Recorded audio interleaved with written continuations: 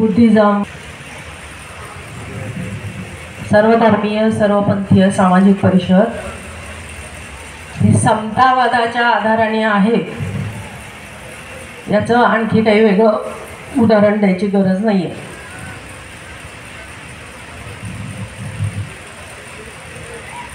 आपण सगळेजण अनुभवतो आहोत, सध्या खूप द्वेषाचं असं वातावरण अनुभवतो आहोत. खरं तर जगातला कुठलाही धर्म द्वेष शिकवत नाही. कबीरजी म्हणाले, आत्ताच रेखाताई सांगत होत्या, 10 अक्षर प्रेम के बस, माळा जपायची गरज नाही आणि माझा धर्म करायची पण गरज नाही. पण आज आपण बघतोय सगळीकडं धर्माचा उन्माद सुरू आहे. माणुसकीचं ठरेल, माणसाला जगायला सोयीचं ठरेल आणि जल जंगल जमीन आणि माणूस ह्या सगळ्यांमध्ये एक तारतम्य राखायला पण त्याची मदत होईल. आत्ताच क्रिसमस होऊन गेलं. आजकाल सोशल मीडिया, व्हॉट्सअप ह्याच्या माध्यमातून काय चाललंय साधारण त्याची थोडीशी जाणीव होते. आणि सगळ्या व्हॉट्सअप ग्रुपवर, बऱ्याचशा व्हॉट्सअप ग्रुपवर क्रिसमस का साजरा करायचा, तो काय आपला धर्म आहे का? मग ईद आपण का साजरी करायची, तो काय आपला धर्म आहे का? अशा पद्धतीचे जे मेसेजेस चाललेले आहेत आणि ह्याच्या माध्यमातून एक द्वेषाचं असं विष पेरत जाण्याचं जे काम चाललेलं आहे आणि अतिशय खेदाची गोष्ट आहे, विचार करायला लावणारी गोष्ट आहे, काळजी करण्यासारखी गोष्ट आहे की याच्यामध्ये आमचा जो तरुण वर्ग आहे तो जास्त त्या उन्मादाला बळी पडतोय, त्या द्वेषाच्या राजकारणाला बळी पडतोय. या सगळ्या परिस्थितीमध्ये आता 40 दिवस, 41वा दिवस आहे बहुतेक आज, जेव्हा आत्मशांतीचा एक यज्ञ इथं चालू आहे. ही केवढी समाधानाची आणि आनंदाची गोष्ट आहे. मला असं वाटतं सामाजिक, सर्वधर्मीय सर्वपंथीय सामाजिक परिषदेच्या निमित्ताने हे जे आत्मशांतीचं, आत्मसमाधानाचं आणि प्रेमाचं वातावरण जसं काय देशभर पसरत असेल तर आम्ही गावागावात जाऊन ह्या परिषदा घ्यायला तयार आहोत. गावागावामधल्या लोकांबरोबर बोलायला पाहिजे, आपण गेलं पाहिजे आणि ह्या विद्वेषाच्या वातावरणामध्ये, द्वेषाच्या वातावरणामध्ये आपलं प्रेमाचं एक रोपटं लावलं पाहिजे. तर अशा पद्धतीचं जे काम ह्या सामाजिक परिषदेच्या निमित्ताने सुरू झालेलं आहे गेली 8-10 वर्ष आणि सातत्याने हे सगळे मान्यवर आणि आदरणीय व्यक्तिमत्व ह्या गोष्टीला पाठिंबा देत आहेत, सपोर्ट करतायत, सहभाग आहे त्यांचा चांगल्या पद्धतीचा. आणि अशा पद्धतीचं हे काम उभं राहणं ही आजच्या काळाची गरज आहे. ह्या मित्र म्हणते ह्या पृथ्वीची गरज आहे. जेव्हा जगभर अशांती आहे, जगभर युद्ध चाललेली आहेत, जगभर लुबाडणूक चाललेली आहे, निसर्गाला लुबाडतायत, माणसाला लुबाडतायत, अल्पसंख्याकांना त्रास देत आहेत, स्त्रिया असो, पुरुष असो, लहान मुलं असो, सगळे ह्या द्वेषाने पिडलेले आहेत. तर अशा वातावरणामध्ये आपण सगळ्यांनी एक होऊन आपल्या ज्या ह्या विचारधारा आहेत, समतेच्या विचारधारा आहेत, त्या सगळ्या पुढं घेऊन जाणं आणि त्या माध्यमातून प्रेमाचं आणि शांतीचं एक जग निर्माण करणं ही आपल्या प्रत्येकाची स्वतःची ही जबाबदारी आहे असं मला वाटतं. आणि आपण सगळेजण ह्या कामामध्ये सहभागी व्हाल, नेहमी बरोबर राहाल आणि एकीने हे काम आपण करत राहूया, एवढंच मी सांगते. खूप जण बोलणार आहेत त्यामुळं वेळेचं बंधन आहे. धन्यवाद, नमस्कार. साहेब के चरणों में कोटि कोटि बंदगी साहेब, बंदगी साहेब. पूजनीय सकल संत महंत के चरणों में सप्रेम साहेब बंदगी. यहाँ उपस्थित परम आदरणीय मेरे भाई और बहनों को सप्रेम साहेब बंदगी साहेब. सब धरती कागज करूँ, लेखन बन सब बनराई, सात समुद्र की मशी करूँ, गुरगुन लिखा न जाए.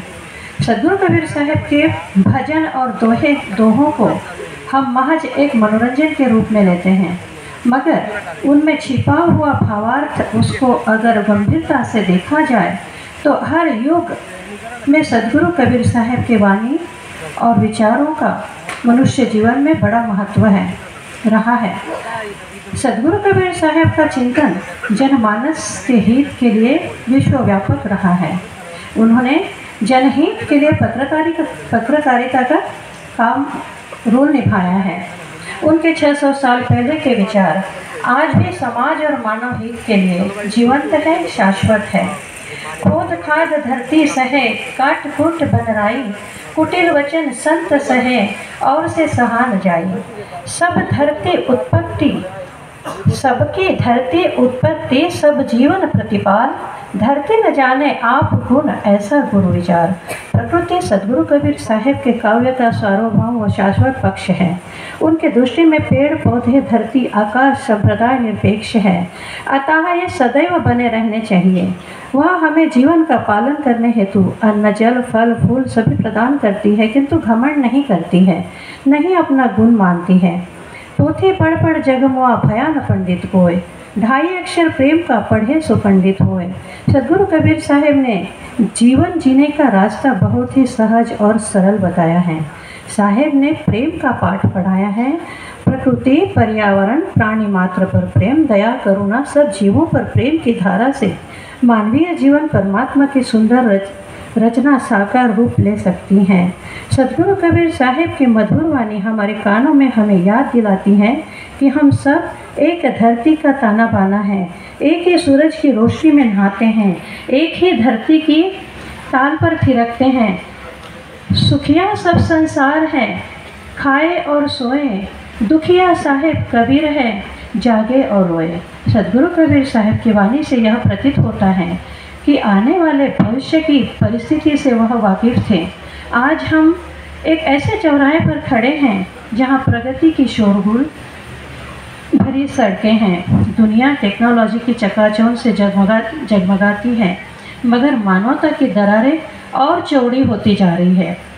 प्रदूषण हमारे आसमान को दबाए हुए हैं, सूखे हमारे जमीन को तोड़ रहे हैं। सदगुरु कबीर साहब की आवाज़ सदियों से गूंज रही है। अति का भला न बोलना, अति की भली न चूक, अति का भला न बरसना, अति की भली न धूप। हमने अपने पालनहार धरती को लूटा है, जंगल कट रहे हैं, नदियाँ कराह रही है, हवा नदियाँ तरक्की के अंधे दौड़ में हम खुद ही अपनी कब्र खोद रहे हैं। कबीर साहब की पुकार समय के पार सुनाई देती है।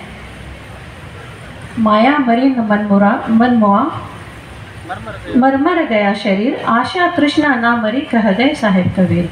हमें उनकी पुकार सुननी होगी, प्रकृति के साथ अपने रिश्ते को ठीक करना होगा। गौधन, गजधन, बाजधन और रतन धन खान, जब आवे संतोष धन, सब धन धूल समान।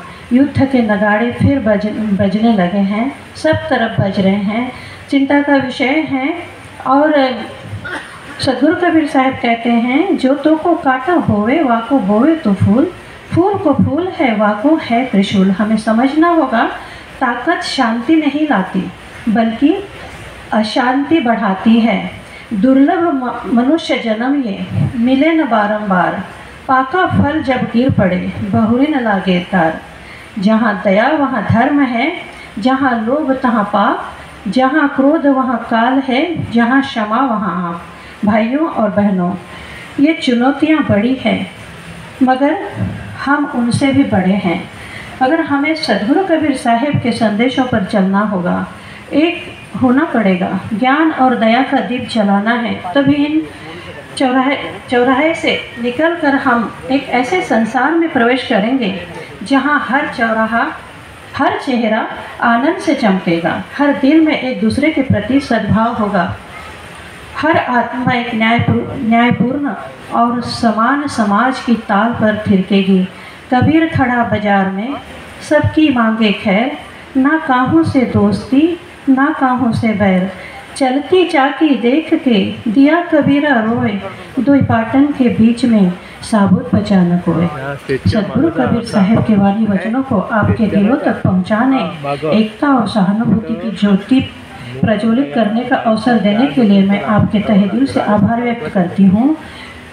आइए हम मानवीयता और बंधुत्व की श्रृंखला में बनते हैं। सदगुरु कबीर साहब के विचारों को आत्मसात करते हुए दुर्लभ मनुष्य जन्म को सार्थक बनाते हैं। साहेब बंदगी साहेब। यानंतर मी महानुभाव मंडळाचे जिल्हा अध्यक्ष पुरुषोत्तम ठाकरे यांना विनंती करतो की त्यांनी आपले विचार व्यक्त करावे।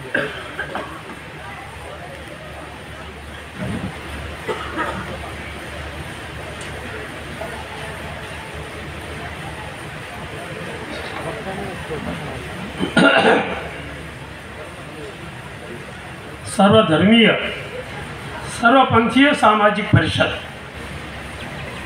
या परिषदेने आज हा आगळा वेगळा उपक्रम या ठिकाणी आयोजित केलेला आहे। सर्वप्रथम मी माझ्या भाषणाला सुरू करण्याच्या पहिले मी आयोजकांचं मनपूर्वक अभिनंदन करतो। त्यांनी ही जी हिंमत दाखवली आहे त्या हिमतीची दाद मागितली पाहिजे। आजच्या या संपूर्ण कार्यक्रमाचे अध्यक्ष परमपूजनीय पटातीशित महंत आचार्य प्रवर, ज्यांनी मागच्या 39 दिवसापासून या ठिकाणी ब्रह्मविद्येवर त्यांचं सतत प्रवचन सुरू आहे। हजारो भक्तजनांना त्यांनी आपल्या प्रखरवाणीतून ज्ञानामृत पाजलेलं आहे। असे मकरधोगडा निवासी मोठे बाबा, ज्यांनी आज या सर्वधर्म संमेलनाचं रीतसर उद्घाटन केलं आहे, दीप प्रज्वलन केलं आहे। हे सर्व धर्माचे सर्व धर्मगुरू, या परिषदेचे सर्व प्रमुख कार्यकर्ते आणि उपस्थित सर्व माझे धर्मबंधू आणि भगिनी, आज मला मनापासून आनंद होतो। अशाच प्रकारचं एक सर्वधर्म संमेलन आम्ही मनसवडा घेतलं होतं। ते इतकं प्रभावी झालं की त्या संमेलनामध्ये जे जे धर्मगुरू आलेले होते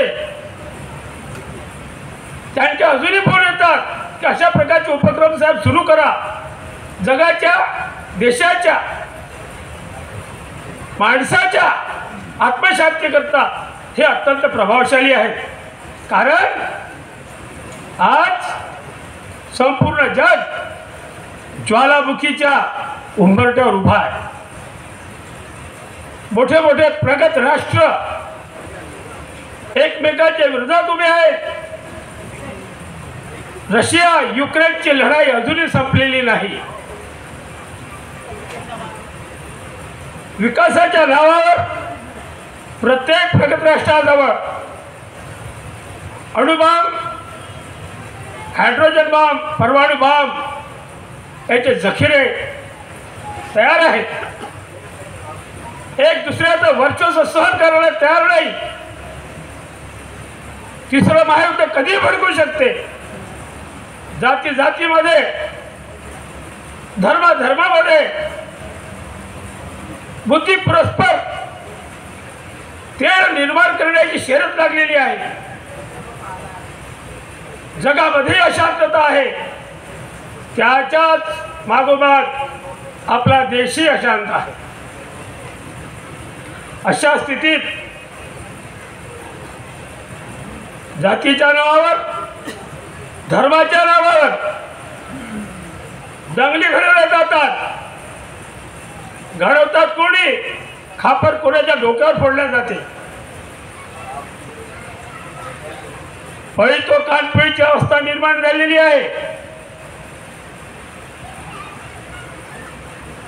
ज्यांच्यावर अनेक गुन्हे दाखल आहेत अशांना लोकप्रतिनिधी म्हणून आम्ही निवडून देतो. ही आजची खऱ्या अर्थाने शोकांतिका आहे. प्रत्येक माणसाला ज्याच्यामध्ये माणूसमधून माणूस जिवंत आहे त्याने या गोष्टीवर अत्यंत बारकाईने विचार केला पाहिजे. आणि जवळजवळ ही परिषद त्याच गोष्टी करता, त्यालाच सुतवाच करण्याकरता या परिषदेचे कार्य आहे असं मला वाटते. या संपूर्ण पार्श्वभूमीवर आज जे आयोजन सर्वधर्म संमेलन हा एक मीलचा पत्थर साबित होऊ शकतो.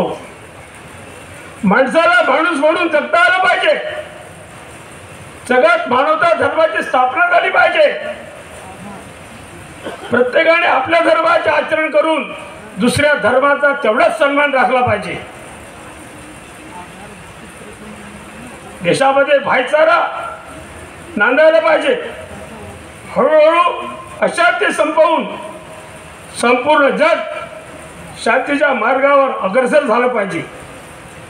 जबाबदारी जगातील सर्व धर्मांच्या सर्व धर्मगुरूंनी पुढाकार घेऊन जगाला शांतीचा, अहिंसेचा, समतेचा संदेश द्यायला पाहिजे.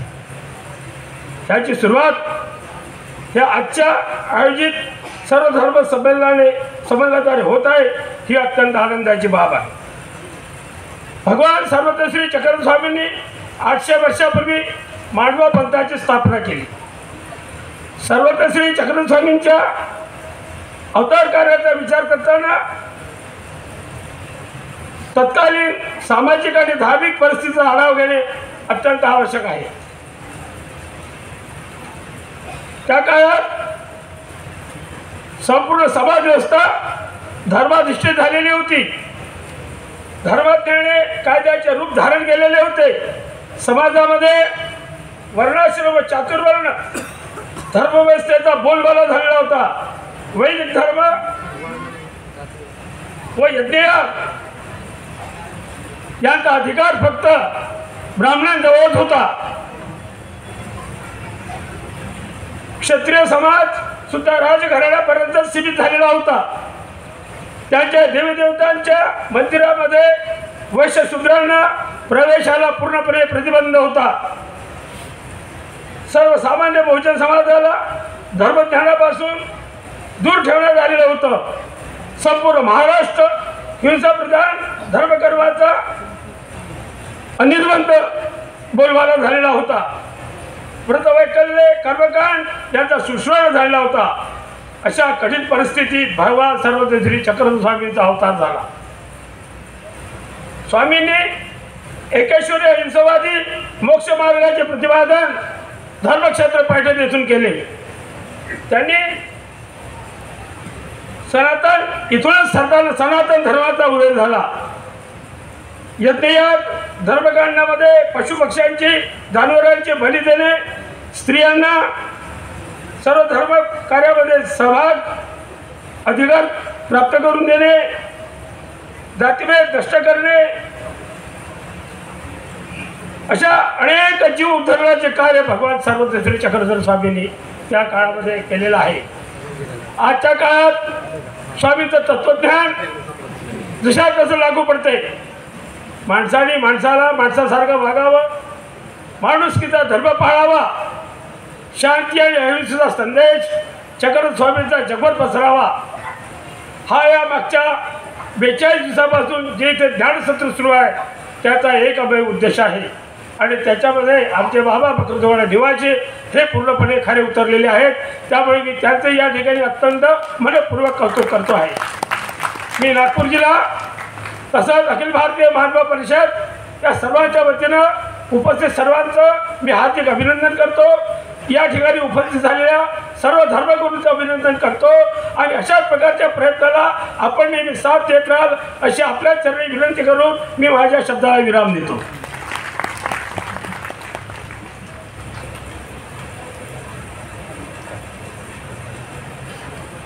गुरुदेव सेवा मंडळाचे ज्ञानेश्वर भाऊ रक्षक हे या मंचावर येऊन आपले विचार थोडक्यात मांडतील अशी मी त्यांना विनंती. चराचरात वास करणारी गुरुदेव शक्ती,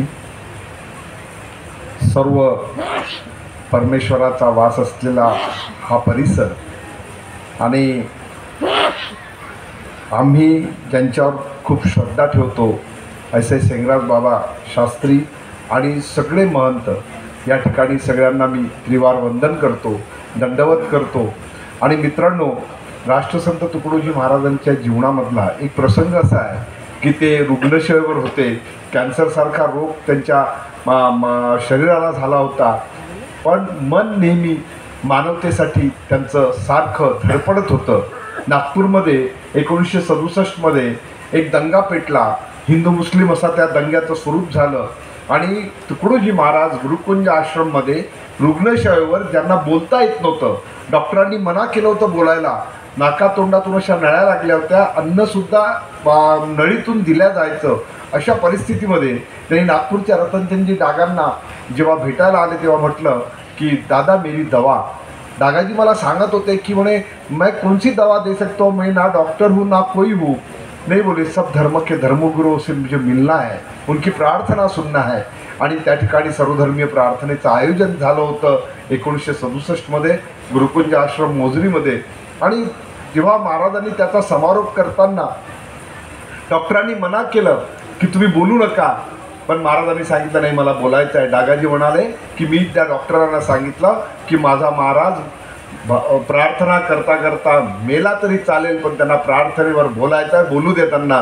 आणि मग महाराजांनी काय म्हणावं, महाराजांनी हेच म्हटलं की अरे बकरी आणि वाघ या दोघांमध्ये जर प्रेम निर्माण झालं, कारण बकरी आणि वाघाची दुश्मनी असते आपल्याला माहिती आहे, पण दोघांमध्ये जर प्रेम निर्माण झालं तर ते एका पानवठ्यावर बसून पाणी पिऊ शकतात. आणि तुम्ही आम्ही सगळी माणसं आहोत, तुम्ही आम्ही परमेश्वराची लेकरं आहोत, मग आम्ही आपसात का भांडतो. तुकडोजी महाराजांनी त्यावेळेस फार दुःखाने असं म्हटलं. त्या प्रार्थनेत म्हणतात, है प्रार्थना गुरुदेव से यह स्वर्ग सम संसार हो, अति उच्चतम जीवन मने परमार्थमय व्यवहार हो, ना हम रहे अपने लिए हमको सभी से गर्ज है, गुरुदेव यह आशीष दे जो सोचने का फर्ज है, जो सोचने का फर्ज है. एका ठिकाणी असं म्हणतात, पशुपक्षी ही कितके किती बघ मेळ करुणी राहती, आपत्ती येता कोणती अतिसंगटुनिया धावती, तू मानवाचा देह धरुणी काल तुझही भावना, उठा रे पुत्रा झड करी कर सामुदायिक प्रार्थना, कर सामुदायिक प्रार्थना. ही सगळी मंडळी या ठिकाणी आली. एका ठिकाणी आणखी म्हणतात, सर्व धर्माचा समन्वय, विश्वशांतीचा उपाय, लोकसुधारणेचे विद्यालय, सामुदायिक प्रार्थना. या ठिकाणी आयोजकांनी इतकं सुंदर असं नियोजन केलेलं आहे. जाता जाता शेवटी एवढंच म्हणेल, गुरुदेव ऐसी हो दया जग का अंधेरा दूर हो, सद्धर्म सूरज की प्रभा से दम्भ सारे चूर हो, अध्यात्म और विज्ञान के सहयोग से सब हो सुखी, सहयोग समता से यही सृष्टि करे हम स्वर्ग सी, मिट जाए हिंसाचार सब मानव बने सबके ही दिल, हिंसा पशुवत कर्म है यह कह सके सब साथ मिल, ऐसा अनुग्रह हो सभी घर घर में साधु संत का, तब शांति होगी विश्व में, टुकड़िया कहे पथ अंत का, टुकड़िया कहे पथ अंत का. जय दंडवत. यानंतर या सर्वधर्मीय सर्वपंथीय परिषदेला पर्यावरणाच्या संदर्भात नेहमी मार्गदर्शन करणारे आणि सतत संयुक्त राष्ट्रसंघामध्ये देशविदेशात पर्यावरणाच्या संदर्भात मानवाच्या शरीरावर होणारे परिणाम, शेतीवर होणारे परिणाम आणि ह्या संपूर्ण पर्यावरणामुळे जी हानी पोहोचत आहे असे अभ्यासक व महान पर्यावरण तज्ज्ञ सागरभाई धारा यांना मी हैदराबादवरून इथे आलेले आहेत. तर मी त्यांना विनंती करतो कि उन्होंने या आके मंच को संबोधित करें. शुक्रिया. सभा को मेरा नमस्कार. मराठी में नहीं बोल सकता हूँ, माफ़ करिए, इसलिए हिंदी में बोलूँगा क्योंकि मेरी मातृभाषा मराठी नहीं है. घर में मैं तेलुगु बोलता हूँ वैसे, लेकिन हिंदी में बोलूँगा यहाँ पे. तो एक अच्छा नहीं, फिर भी बाकी लोगों को समझ में नहीं आएगा, इसलिए हिंदी में बोलूँगा। यहाँ पे अंत में शायद 2 शब्द तेलुगु में बोलूँगा मैं। और मैं समझता हूँ कि मेरे जैसे एक छोटे साइंटिस्ट को इस मंच पे बुलाना एक बहुत ही बड़ा आदर है, और इसके लिए मैं बहुत आभार हूँ। और 2-3 शब्द मैं आपके सामने रखूँगा, ऐसे कि साइंटिस्ट और बाकी पब्लिक जो है क्यों आज मिलना चाहिए और साथ में काम करना चाहिए। तो एक कहानी से शुरू करूँगा मैं। ये कावेरी नदी का एक कहानी है। कर्नाटक में हर जगह बोला जाता है कि कावेरी नदी का शुरुआत कैसे हुआ, और शुरुआत मतलब ये कहानी है, इसमें कितना सच है कितना सच नहीं है वो आप खुद ही समझ लीजिए। तो लोग वहाँ कर्नाटक में कहते हैं कि एक दिन इंद्रदेव जो है वो कर्नाटक मैसूर की तरफ होते हुए जा रहा था, और मैसूर का राजा था एक असुरा जिसका नाम था पद्मासुरा। तो इंद्रदेव जो है वो वीज़ा के बिना चला गया वहाँ पे, और पद्मासुरा को बहुत गुस्सा आया, और वो बहुत ही मतलब शक्तिशाली राजा था, इसलिए वो वरुण देव को भेजा कि इसको अरेस्ट करके ले आना कोर्ट में। लेकिन इंद्रदेव जो है वो तो बहुत ही होशियार है, भाग गया वहाँ से। तो पद्मासुरा ने क्या कहा वरुण देव से कि पूरा जंगल को नष्ट कर दो, लोगों को नष्ट कर दो। इसलिए वरुण देव ने क्या किया कि बारिश को बंद कर दिया, और उसमें पूरे जानवर मर गए हैं, लोग बहुत मतलब परेशान हो गए, जंगल मतलब ख़त्म हो गए कई सारे जगह, और मतलब वहाँ पे बहुत अशांति और असुख हो गया था। और उसी समय अगस्त मुनि जो है वो वहीं से पार होते हुए जा रहा था, और उसको वो बहुत दुखी था। तो अगस्त मुनि एक ही काम कर सकता है, वो शिव जी का प्रार्थना करना। तो उसने प्रार्थना की, और चंद महीनों के बाद शिव जी ने बोला कि आपका प्रार्थना जो है वो मुझे बहुत पसंद आया, अब आप बताओ कि क्या मांग चाहिए आपको। तो अगस्त मुनि ने कहा कि भाई आप देखिए यहाँ पे कितना सूखा पड़ा हुआ है, लोग जो हैं वो परेशान हैं, जानवर परेशान हैं। तो शिव जी ने क्या किया कि एक कमंडल दिया, और उसमें पानी उसने दिया इसको, और अगस्त मुनि से कहा कि जहाँ भी आप इस कमंडल के पानी को छोड़ेंगे वहाँ पर बहुत ही एक बड़ा नदी जो है वो निकल के आएगा। लेकिन शिव जी ने और एक चीज़ बोला कि ये पानी जो है ये सिर्फ मानवता के लिए नहीं है, ये मानवता के लिए भी है, बाकी जानवरों के लिए भी है, और बाकी जितने भी निर्जीव चीज़ें हैं उनके लिए भी है। अब ये जो देन है शिव जी का, ये हम लोग अपने आप को समझें कि हम बहुत होशियार हैं, और वो देन का जो आधा हिस्सा जो है वो पानी बाकी जानवरों के लिए और निर्जीव चीज़ों के लिए, इस चीज़ को भूल के वो मतलब हमने क्या किया कि वो पूरे पानी जो है सिर्फ मानवता ने इस्तेमाल करने लगा। और ये चीज़ पिछले 8000 साल में हमने किया क्या कि जितना जंगल है 200 लाख स्क्वायर किलोमीटर जो है उसको ख़त्म कर दिया हमने। और हर एक साल 8000 साल तक हर एक साल में कितना ऊर्जा हमने इस्तेमाल की, जितना ऊर्जा 20,000 अणु बॉम्ब में है, यानी कि इतना हमने पर्यावरण पर वार किया है, इतना हमने मतलब वार किया है। क्यों? क्योंकि हम अपने आप को समझें कि हम बहुत होशियार हैं। बाकी जानवर जो हैं वो इतना ही निकालते हैं जितना उनको चाहिए, लेकिन हम और ज़्यादा और ज़्यादा और ज़्यादा निकाल सकते हैं क्योंकि हमारे पास बुद्धि है। मैं अब आज ही तड़ोबा से आ रहा हूँ। 30 साल पहले जब मैं ऐसे जगह पर जाता था तो कई सारे हिरण, मतलब 50 हिरण, कभी कभी 100 हिरण तक मैं देखता था। कल और आज के बीच में सिर्फ 4 या 5 हिरण हम देखें वहाँ पे। यानी कि पर्यावरण का नष्ट हमने हमारे बुद्धि को इस्तेमाल करके अपने आप को ये समझ के सोच के हम बहुत होशियार हैं अपने पैर पर हम लोगों ने कुल्हाड़ मारे हैं। कैसे? हमने पर्यावरण को खराब कर दिया, पानी को खराब कर दिया, हवा को खराब कर दिया, ज़मीन को खराब कर दिया। और इसमें सबसे बड़ा नुकसान जो हो रहा है कि हमने कोयले, तेल और गैस को निकाल के उसको जला दी, और जलाने के वजह से क्या हुआ कि कार्बन डाइऑक्साइड तैयार होके ऊपर चला गया, और वो कार्बन डाइऑक्साइड जो है वो 200 साल तक नीचे नहीं आएगा।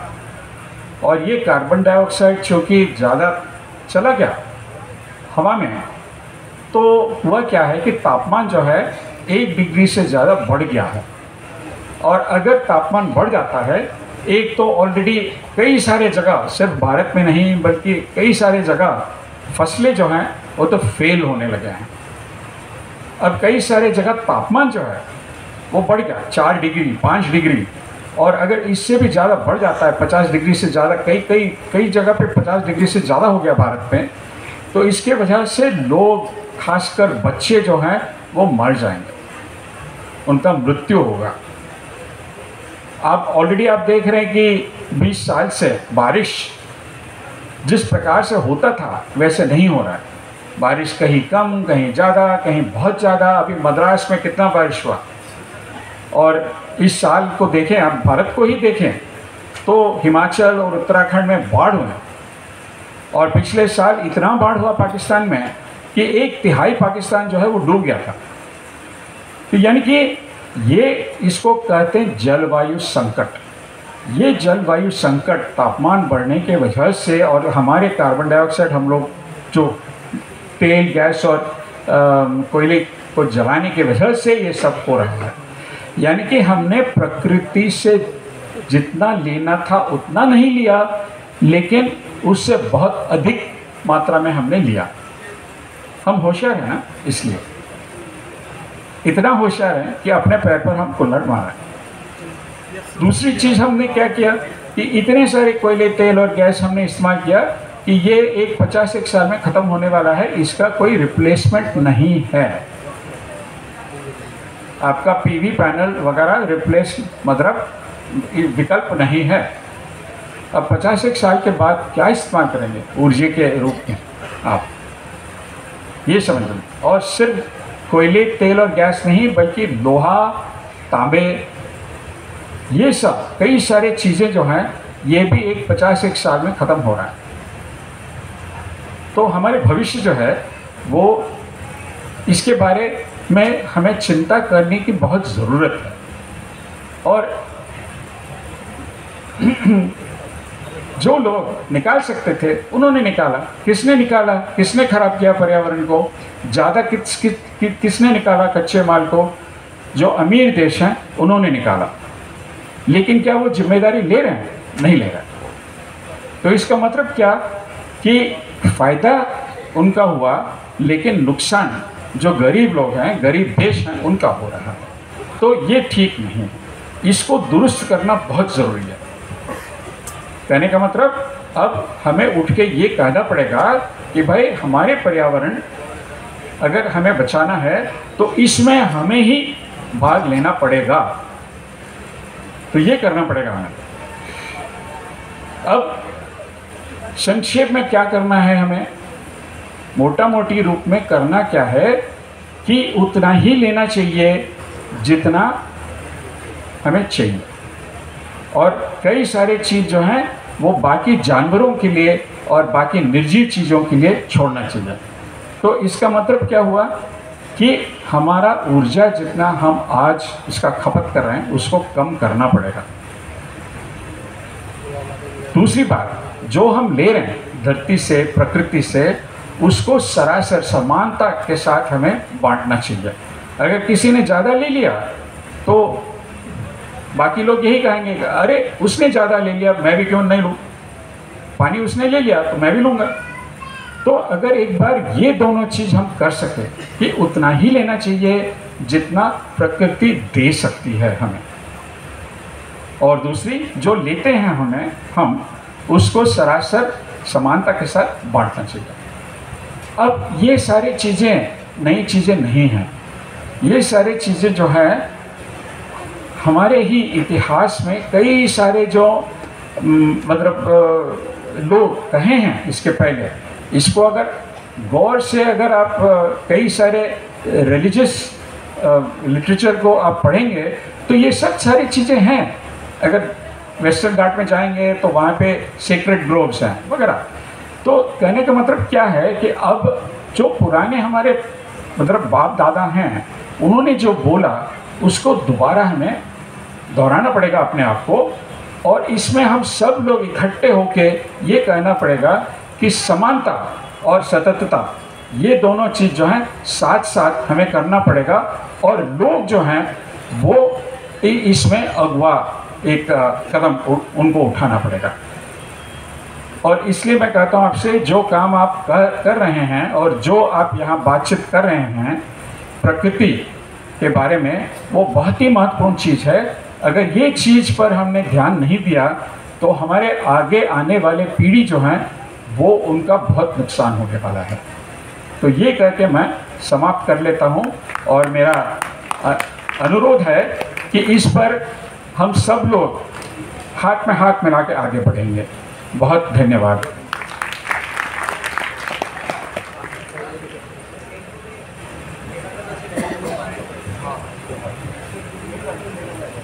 కొంతమంది తెలంగాణ నుంచి ఆంధ్ర నుంచి వచ్చాక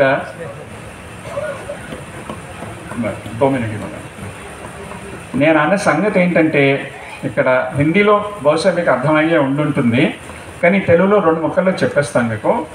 ఏమని చెప్పానంటే, మనం పర్యావరణం నుంచి చాలా ఎక్కువ తీసుకున్నాము, అది తగ్గించుకోవాలి. మనం తీసుకున్న వనరులు అవి సరి సమానంగా పంచుకోవాలి. ఇది మనం చేయకపోతే వచ్చే మన పిల్లలు వాళ్ళకి చాలా బాధ కలుగుతుంది. ఈ సంగతి మనం గుర్తించుకొని చెయ్యాలి తప్పకుండా. ధన్యవాదాలు. साहित्याचार्य योगीराज शास्त्री सोंडेकर यांचा सत्कार महंत सोनगिरकर बाबा हे करतील. सांगा त्याच्या वक्त्यांचं. ठीक आहे ना.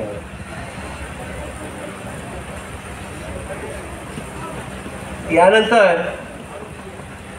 मैं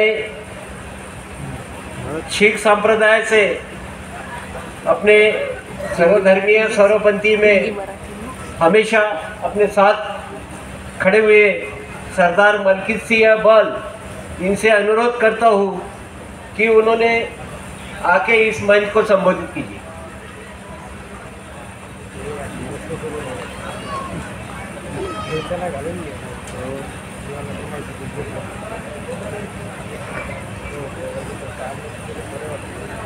मंच पर विराजमान सब धर्म सब पंथी और सामाजिक परिषद और हमारे जितने भी पंथ हैं उनके मानने वाले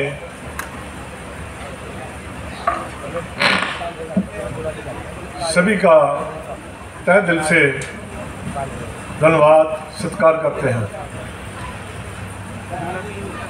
मेरे भाइयों, सर्व धर्म में श्रेष्ठ धर्म हर को नाम जप निर्मल कर्म. धर्म सबसे ऊपर वही है जो एक परमात्मा प्रभु का सिमरन करता है, और निर्मल कर्म अच्छे कर्म जो परमात्मा को अच्छे लगते हैं वह करता है.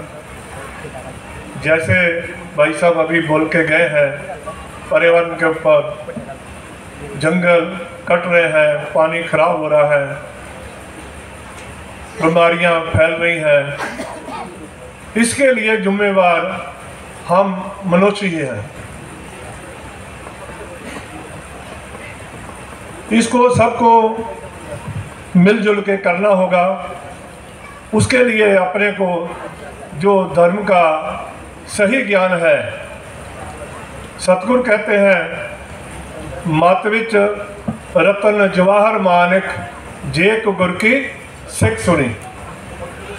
अपने जो सोच है, अपनी जो अपन संगत करते हैं, संत जन की संगत करते हैं, गुरु की संगत करते हैं, उसमें अपने को अच्छा ज्ञान मिलता है। मनुष्य वही होता है, अगर अपन चोरों की संगत करेंगे, समग्रों की संगत करेंगे तो वैसे ही हम हो जाएंगे। अच्छे संत जनों की संगत करेंगे और अच्छे काम करेंगे, नहीं तो कहते हैं करतूत पशु की मानस जात। हमारे जो कर्म होते हैं कई बार पशु सरी होते हैं। जैसे अपन रात दिन अखबारों में पढ़ते हैं छोटी बच्चियों के साथ बलात्कार हो रहे हैं, वो कौन सी सोच है हमारी? पशु की सोच है। और रात दिन अपन इसी में भटकते रहते हैं। इसका असली कारण क्या है? आदमी को अच्छा बनने के लिए स्कूल है, कॉलेज है, मंदिर है, मस्जिद है, गुरुद्वारे हैं, गिरजाघर हैं, मठ हैं, तरह तरह के प्रवचन होते हैं। लेकिन फिर भी ये जो बुराई है ये कहाँ से आ रही है? दुख जो है कहाँ से आ रहे हैं? वो किसी ने बोला कि हर एक को एक दूसरे की जरूरत है। हर मनुष्य को, बच्चे को बाप की, माता की, बहन की, पड़ोसी की, रिश्तेदार की, सबको जरूरत है। ऐसे ही बोलते हैं कि दो मनुष्य थे, एक आंखों से अंधा था, दूसरा हाथ पांव से उसके कटे हुए थे, उसको लूला था, वो चल कर नहीं सकता था। जो अंधा था वो देख नहीं सकता था। दोनों ने एक दूसरे का सहयोग लिया। जो अंधा था वो जो हाथ पांव से बेकार था उसको कंधे में उठा लेता, वो अपना उसको वो रास्ता बताता, वो अपना कहीं मांग के कहीं लेके अपना गुजारा कर रहे थे। एक दिन दोनों का आपस में झगड़ा हो गया, नाराज हो गए। वो बैठे दोनों भूखे मरने लगे। भगवान को उनके ऊपर तरस आया। उसने किसी अपने पैगंबर को भेजा कि जाओ ये जो मांगते हैं इनकी इच्छा पूरी की जाए। वो जो पैगंबर था उनके पास आया, उनको पूछने लगा कि आपको क्या चाहिए। वो बोलते आप क्या दे सकते हैं। पहले वो अंधे के पास गया, बोलते आप क्या दे सकते हैं। बोलते आप जो मांगोगे वो दे सकता हूँ। बोलता दे सकते हो। बोलते हाँ दे सकता हूँ। बोलता जो लूला हाथ पांव से बेकार बैठा है उसको अंधा कर दो। उसने अपने लिए कुछ नहीं मांगा, बोलता उसको अंधा कर दो। वो फिर उसके पास गया, बोलता अभी मेरे को प्रभु ने भेजा है, आपको क्या चाहिए। बोलता क्या दोगे। बोलता जो मांगोगे। बोलता दे सकते हो। बोला दे सकता हूँ। बोलता जो अंधा बैठा उसको लूला कर दो, बेकार कर दो। अभी जो आया तो था दोनों को देने के लिए, दोनों पहले से भी बेकार हो गए। यही हालात हमारे मनुष्यों की है। हम अपनी चिंता कम करते हैं, पड़ोसी की ज़्यादा करते हैं। इसके पास अच्छी कार क्यों आ गई, इसका घर ऊंचा क्यों बन गया, इसका बच्चा अच्छी पढ़ाई क्यों कर गया। वो जो दुख है अपन एक दूसरे के लिए ही मांगते रहते हैं। सुबह उठते हैं, हमको पड़ोसी से ये उस धर्म का है, ये उसका है, जबकि हम सब मनुष्य एक ही हैं। वो जो प्रभु है, परमात्मा है, अल्लाह है, गॉड है, वाहिगुरु है, वो एक ही है। अवल अल्लाह नूर उपाया, कुदरत के सब बंदे, एक नूर पे सब जग उपजिया, कौन भले को मंदे। वो एक नूर से ही पूरी मनुष्यता जो पैदा हुई है। लेकिन अपन उसको, ये तो हमारे थे, ये स्कूल थे, हमारे मनुष्यों के स्कूल थे, जो धर्म थे हमारे, जो हम धर्म बोलते हैं। मनुष्य जैसे स्कूल है, हर अलग अलग स्कूलों पर बच्चे भेजते हैं स्कूलों में, उनकी वर्दी अलग है, उनका कईयों का टाइम अलग रहता है, पढ़ाई करते हैं, अच्छी पढ़ाई करते हैं।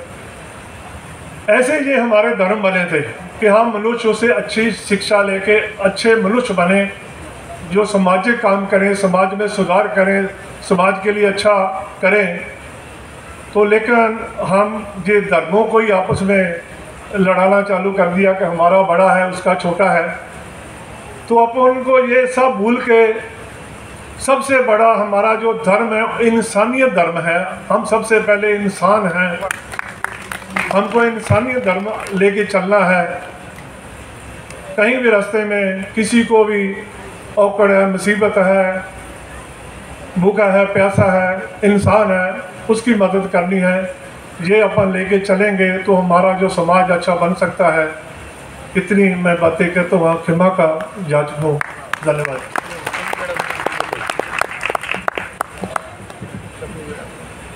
यानंतर मी पूज्य भंते ज्ञानज्योती संग्राम देगी यांचे शिष्य भंते धम्मचेती हे येऊन परिषदेला संबोधन करतील अशी मी त्यांना विनंती करतो.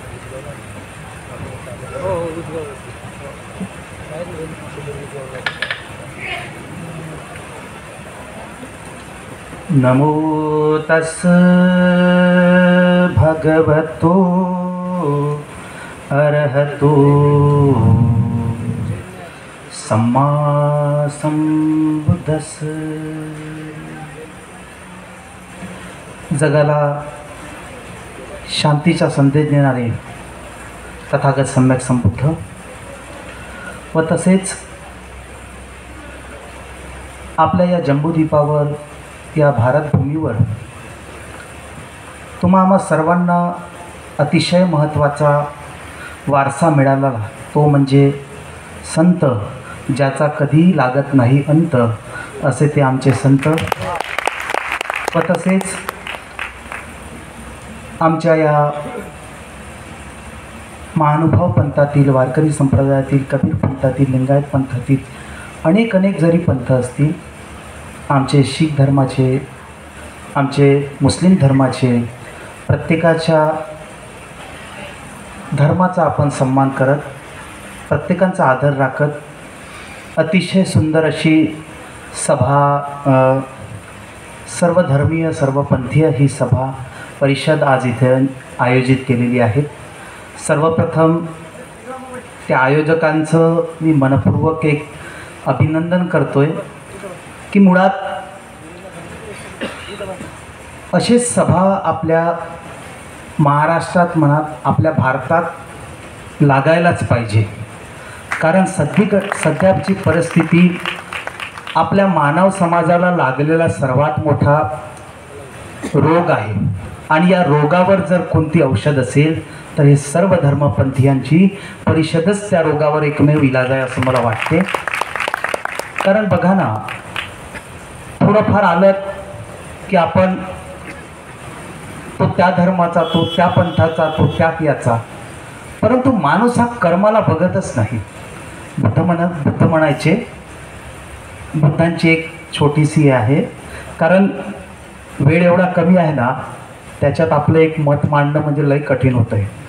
आणि पण अनेक मान्यवर आहेत तिथे, अनेक चकाकणारे तारे आहेत की ते या संपूर्ण व्यासपीठ हे चकाकून सोडतील. आणि या संपूर्ण व्यासपीठावर अतिशय विद्वान लोक बसलेले आहेत.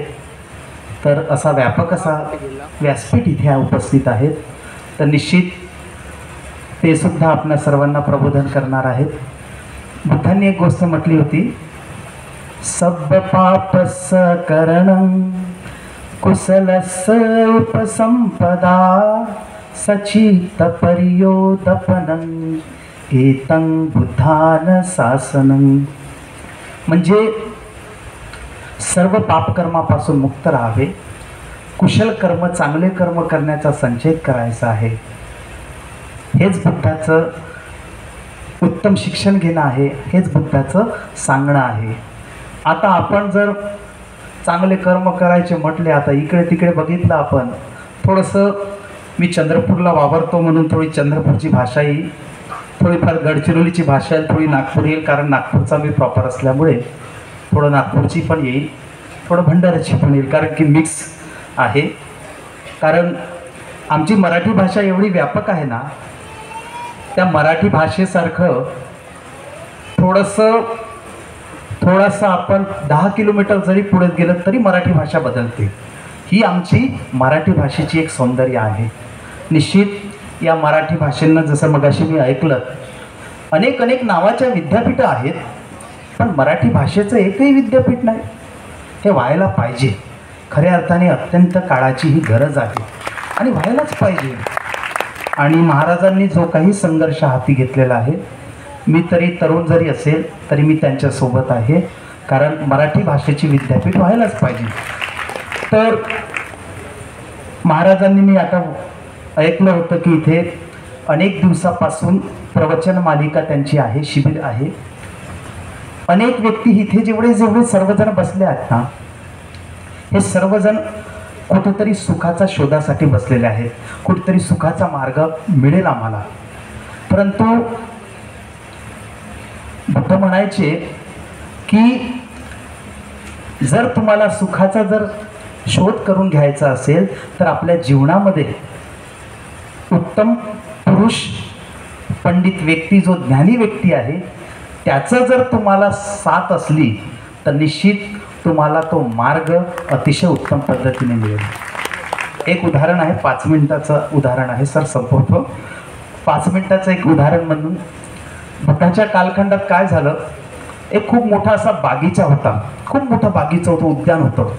त्या उद्यानामध्ये एक उद्यान पालक होता, एक चौकीदार होता. तो चौकीदार राहायचा आणि अचानक गावामध्ये घोषणा झाली की 10 वर्षानंतर गावामध्ये उत्सव मेळा साजरा होणार आहे. ज्यांच्यामध्ये कला असेल ते त्यांनी दाखवू शकता आणि योग्य ते पारितोषिक मिळवू शकता. आता या उद्यान पालकमध्ये एक कला होती, या चौकीदारामध्ये कला होती. चला म्हणते, या वर्षी तरी कमीत कमी मला काहीतरी उत्तम पद्धतीचा उपहार मिळेल, काही पारितोषिक मिळेल. त्याच्या बेताने तो व्यक्ती अतिशय पुढच्या दिशेने वाटचाल. पण तो बोलला की मी इथे नोकर माणूस आहे, इथे मी नोकरी करतो आहे, आणि मी जर समजा हे चौकीदाराची नोकरी सोडून मी जर त्या संमेलनात सामील झालो तर उद्या या उद्यानामध्ये जे झाडं आहेत ते जगतील कसे. आता हा व्यक्ती विचारात पडला, पण मला जायचं आहे असं मनात दृढ निश्चय केला. आता गेला. जाता जाता तो काय केलं, आणि त्या उद्यानामध्ये अनेक माकडं राहायची. त्या माकडांकडे गेला. माकडांना म्हणतात, तो चौकीदार म्हणतो माकडांनो, तुम्ही इथेच राहता, इथेच खाता, इथेच पिता, सर्व गोष्टी तुम्हीच करता, इथेच करता. मग मी 2 दिवसासाठी संमेलनात जात आहे, तुम्ही पाणी टाकणार का या झाडांना? परंतु पाणी टाकत असताना अतिशय सांभाळून पाणी टाका बरं का. तो हो म्हणतात. परंतु हा आमचा निर्णय नाही म्हणतात. तुम्ही जरी मला सांगत असाल, पण आमचा जो वानराचा जो प्रमुख व्यक्ती आहे तुम्ही त्यांना भेटा म्हणतात, तुम्ही त्यांना सांगा म्हणतात. आता हा चौकीदार पुन्हा वानराच्या प्रमुख व्यक्तीकडे जातो, जो मॅनेज करणार असतो, ज्याला आपण मॅनेजर म्हणतो, त्याच्याकडे जातो आणि म्हणतो की माकडांना तुम्ही इथेच राहता, इथेच खाता, इथेच पिता. हो म्हणतात. 2 दिवसासाठी तुम्ही पाणी देणार का म्हणतात. अरे का नाही म्हणतात. आम्ही निश्चित करू म्हणतात, निश्चित देऊ म्हणतात, तुम्ही फक्त सांगा म्हणतात. पण पाणी हे जपून वापरा म्हणतात बरं का, कारण गोड्या पाण्याचा साठा हा कमी आहे आणि खाऱ्या पाण्याचा साठा जास्त आहे. ठीक आहे म्हणतात. बकेट दिलेत, बाटली दिल्यात आणि तो चौकीदार निघून गेला. आणि मोठ्या माकडांनी मीटिंग घेतली. माकडांनो, आपल्यावर मोठी जबाबदारी दिलेली आहे चौकीदारांनी, आपल्याला झाडांना पाणी द्यायचं आहे. हो म्हणतात. आता एक माकड गेला आणि पाणी टाकणं सुरू करतोय. आणि सुरू करता करता एक जे झाड होतं, त्या झाडाजवळ पाणी साचण्यासाठी आपण थोडासा खोल खड्डा करतो की ज्याच्यात पाणी साचता येईल. तो एक माकड पाणी टाकतो आणि ते पाणी ओव्हरफ्लो होते, जास्त होतंय. तर तो म्हणतो, अरे तुला सांगितलं ना की जास्तही पाणी देता कामा नये, कारण गोड्या पाण्याचा साठा हा कमी आहे. जसं जेव्हा म्हटलं आणि दुसऱ्या व्यक्तीने थोडंसं एक बकेट पुन्हा पाणी टाक. अरे तुला सांगितलं ना झाडाला कमी पाणी नको देऊ. आता विचार करायचा तर करायचा कसा. माकडांना सर्व प्रश्न आला. पाणी तर द्यायचं आहे, पण ते नियोजित द्यायचं आहे, मग कसं करायचं. एका माकडाने एक अक्कल लावली. ती म्हणजे कोणती. एक माकड काय करतो, एका झाडाला आजूबाजूला खोदून घेतो आणि ते खोदल्यानंतर ते झाड जे आहे आपल्या हातात घेतो आणि बघतो यांची मुळं कितपर्यंत आहेत, एवढी एवढी आहेत, मग पुन्हा गाडून घेतो आणि त्याला तेवढंच बाल्टीने मापदंडाने पाणी टाकतो. दुसरं माकड आहे, अरे म्हणतात हे बरोबर आहे म्हणतात, हे चांगलं आहे म्हणतात, कारण हे जेवढं आहे तेवढंच देता येईल म्हणतात. आणि दुसरा माकड काय करतो, मोठं झाड होतं, अरे याला आता 10-15 बाकेट लागतील, यालाही उखडतात आणि पूर्ण झाड उखडून बाहेर काढतात आणि पुन्हा गाडतात आणि म्हणतात याचं मूळ मोठं आहे, याला जास्त पाणी द्यावं लागेल. असं करता करता हे बघतात, हे लक्ष देतात, सुज्ञानी व्यक्ती लक्ष देते, हे नेमकं माकडं करत काय आहेत, अरे हे तर उद्यानाची नासधूस करत आहेत. हे बघतात, बघितल्यानंतर दुसऱ्या दिवशी हे जेव्हा सारं चित्र दिसते, सारं हे हिरवगार असलेलं जे उद्यान आहे, हे उद्यान अतिशय वाढून जाते. का असं होते, जेव्हा एक सुज्ञानी व्यक्ती विचारतो की का असं होते, तेव्हा याच्यावर उत्तर देतात की हे जे काम जे सोपवले आहे हे मूर्ख व्यक्तीला सोपवलेलं आहे. तेच जर काम जर सुज्ञानी आणि चांगल्या व्यक्तीला सोपवलं असतं तर हे काम, हे जो बागीचा आहे, हा जो उद्यान आहे, हा उद्यान हा उत्तम पद्धतीने बहरला असता आणि फुलला असता. तसाच मित्रांनो, आपण मनुष्य समाज आपण तसेच आहोत. आपल्याला जर उत्तम पुरुषाची जर संगत मिळाली तर आपणही एकदम सुंदर हिरवेगार सारखी बहरून जाऊ. पण आपण जर उत्तम पद्धतीने आम्हाला जर खतपाणी मिळालं नाही तर मला असं वाटते की आम्हा सर्वांना खूप कठीण काम होईल. कारण आपणही माकडासारखे वागत चाललो. कारण जल जमीन जंगल याला वाचवणं अतिशय महत्त्वाचं काम आहे. ते नाही वाचलत ना तर आपण सर्व एवढे, आणि धकाधकीच्या काळात एवढे आपण रोबोट झालोत ना, एवढं एक्स्टंट पाहिजे ना आपल्याला असं वाटते सर्व गोष्टी आपल्याला मोबाईलद्वारेच मिळतील. पण मुळात जर विचार जर तुम्ही जर केला मित्रांनो, आपण तपासलं पाहिजे जुनी पद्धत. मी कधी कधी म्हाताऱ्या आईंना विचारतो, कारण माझा पेशन्स डॉक्टर असल्यामुळे मी कधी कधी म्हाताऱ्यांना विचारतो, काजी तुमचे पाय दुखत नाही का? कधी कधी नाही भंतेजी म्हणतात, आमचं कधी कधी आम्ही 2-2, 3-3 कोस चालायचो तरी आमचं पाय दुखत नाही.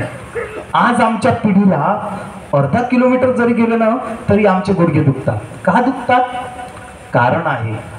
कारण याचं विघातक प्रकार आम्ही सर्वच करून ठेवलेला आहे. आधी एवढे रोग नव्हते, पण हे रोग आम्ही सर्वांनी निर्माण केलेले आहे. म्हणून समानता, मला लई आनंद वाटला, कारण समानता हा शब्द मी ऐकला तर समानता ह्या स्टेजवरही मला दिसून आलं आणि या लोकांमध्ये दिसून आलं. का दिसून आलं? यासाठी दिसून आलं की मी बघतो काय, पुरुषांना सारखी जागा आणि महिलांना सारखी जागा. मी एका कार्यक्रमात गेलो, आम्ही मैत्री भावना करतो, अनेक उपासिका बसल्या असतात, महिला मंडळ बसले असतात. मी म्हणतो की सर्वांचं मंगल व्हायला पाहिजे, सर्वांचं कल्याण, सर्वांप्रती द्वेष हा दूर झाला पाहिजे, मोह दूर झाला पाहिजे. तर मी सर्व महिलांना बोललो की बोलता बोलता माझं लक्ष थोडंसं जास्त बारीक असतं, कोणत्याही गोष्टीवर मी लवकर लक्ष देत असतो. महिला आपापसात भांडत होत्या आणि भांडत असताना त्या जागेसाठी किरकोळ असं भांडत होतं. आणि मग सहज मैत्री भावना झाली आणि मी म्हणतोय की का हो, मैत्री झाली का? हो भंतेजी म्हणतात, एवढी चांगली मैत्री झाली ना म्हणतात की मी तुम्हाला शब्दात कथन करू शकत नाही. मी म्हणतो हो का? बापा, काही वेळा आधी तुमचे शब्द तर एवढे होते की ते मैत्रीलाही शोधणारे सारखे नव्हते. तर मैत्री हे चित्तात उत्पन्न झाली पाहिजे, आपल्या मनात उत्पन्न झालं पाहिजे. तुम्ही सर्व इथं जमला आहात, माझ्या बंधू आणि भगिनींनो, सर्वजण जमला आहात. महाराजांनी खूप अतिशय परिश्रमातून रक्ताचं पाणी करून तुम्हा सर्वांना अतिशय उत्तम मार्ग दाखवण्याचा जो काही प्रयत्न केलेला आहे, त्यांचा प्रयत्न हा अतिशय मोलाचा आहे, अभिमानाचा आहे. तो तुम्ही त्याचा विचार करून जर वागलेत ना तर हे जे काही त्यांचं 45 दिवसाचं जे काही प्रबोधन आहे ते शक्य होईल, मला असं वाटते. आणि समानतेच्या माध्यमातून मी एक संदेश देतो, कारण मी चिमूर तालुक्यात असतो, गुरुदेव सेवा मंडळांमध्ये मी अतिशय काम करत असतो. कारण मी संतांचं कधी कधी इतिहास वाचत असतो ना, मला कोणता जात मिळाली नाही, धर्म मिळाला नाही, पंथ मिळाला नाही, काहीच मिळालं नाही.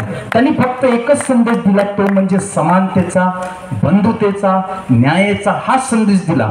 मग ते तुकाराम महाराजांचं बघा, तर मग तुम्ही आमचे तुकडोजी महाराज तर म्हणतात, बाबा मला माणूस पाहिजे, माणूस, असं तुकडोजी महाराज म्हणतात. तर मित्र हो, आपल्याला उत्तम माणूस केव्हा बनता येईल की जेव्हा आपण धर्म पंथ याच्यातून आपण बाहेर निघायचं आहे. याच्यातून काही ठेवलेलं नाही. मी म्हणतोय की माणूस हा महत्त्वाचा हे आहे. आणि जसं आमच्या शीख धर्माचे आमचे बल साहेब त्यांनी एक सुंदर सांगितलं की कर्म ज्याचं चांगलं तो उत्तम माणूस, ज्याचं कर्म जो चांगलं आहे ना तो लय उत्तम माणूस. मला हे लय पटलं, कारण कर्मावरच माणसाची माणुसकी ठरत असते, मला असं वाटते. आजच्या या प्रसंगी अतिशय महत्त्वाच्या प्रसंगी लई आनंद झाला. महाराजांनी जी काही संधी दिली, जे काही व्यासपीठावर उपस्थित पाहुणे मंडळी व आमचे सर्व आमचे सर्व बांधव, त्या सर्वांना काही चुकलं मुकलं आपलं लेकरं म्हणून आपण पदरात घ्या. मी अतिशय लहान आहे, तर अतिशय चुकलं मुकलं आपण आपल्या पदरात घ्या. आपल्या शब्दांना विराम देत असताना आपल्या भयमंगल जीवनाची कामना करतो.